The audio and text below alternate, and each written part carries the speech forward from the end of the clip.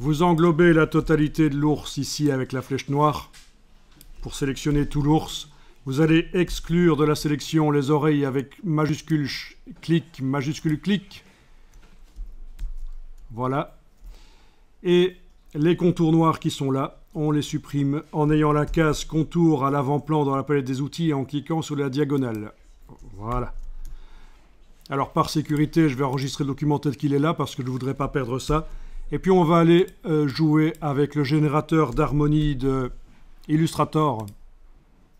Donc je l'ai enregistré sur le numéro 68. Vos formes là sont sélectionnées. Vous allez dans le menu Édition, modifier les couleurs, redéfinir les couleurs de l'illustration.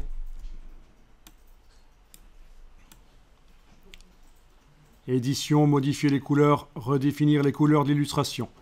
Alors ici, on a possibilité... Oui, pour obtenir ça dans la version anglaise, c'est menu Edit, Edit Color, Redefine Colors, Redefine Artwork, non, Recolor Artwork, c'est ça. Edit Colors, menu édition, Edit Colors, Recolor Artwork.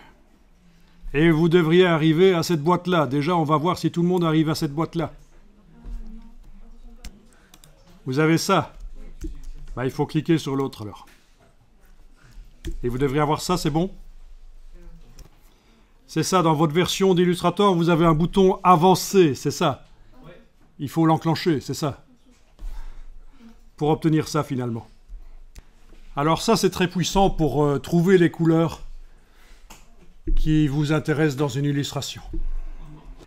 Qu'est-ce qu'on peut faire avec ça? Vous avez ici le petit bouton qui vous permet de switcher les couleurs d'une forme à l'autre.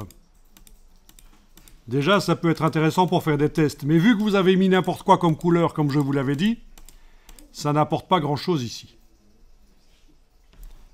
Vous avez l'autre bouton à côté qui permet de faire des variantes de luminosité et de saturation. Voilà. On avait des couleurs qui étaient sans doute vives et grâce à ça, vous voyez qu'il y a des variations de saturation et de luminosité. Les couleurs ne changent pas de forme cette fois-ci quand vous utilisez ce bouton-là, mais c'est la saturation et la luminosité qui changent. Alors peut-être que vous allez voir quelque chose de génial, et à ce moment-là, il faut surtout ne plus cliquer et cliquer sur OK pour conserver ce que vous avez fait. Et si vous voulez continuer les recherches, il va falloir dupliquer l'ours et continuer sur une copie. Comme ça, vous gardez la version que vous avez trouvée géniale à un certain moment au niveau des couleurs. Vous voyez, la logique.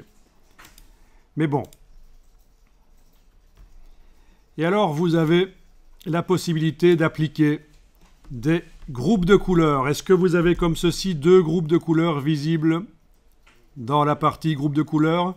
Essayez la version grise là, voilà. Vous avez du gris qui s'applique. Même chose si vous utilisez le switch ici.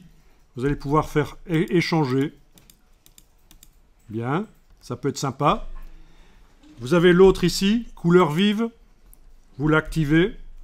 Vous switchez. Voilà. Mais ce qui serait génial, c'est de pouvoir mettre d'autres groupes de couleurs à cet endroit-là. D'autres groupes de couleurs, ben on va le faire. Vous allez cliquer sur Annuler. Et dans le nuancier qui est là, le Swatches, on va ajouter des groupes de couleurs. Vous trouvez les deux groupes de couleurs que vous avez pu tester quand vous étiez dans la redéfinition des couleurs de l'illustration. Mais on va en mettre d'autres.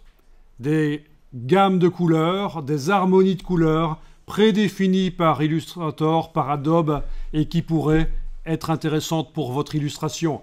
Très intéressant si vous jugez que vous n'êtes pas très bon au niveau graphisme pour choisir les couleurs d'une illustration.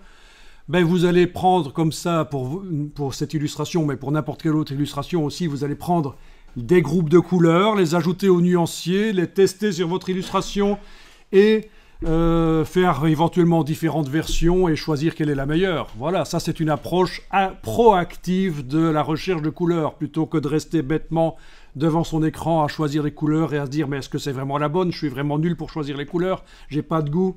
Voilà, donc on va le faire.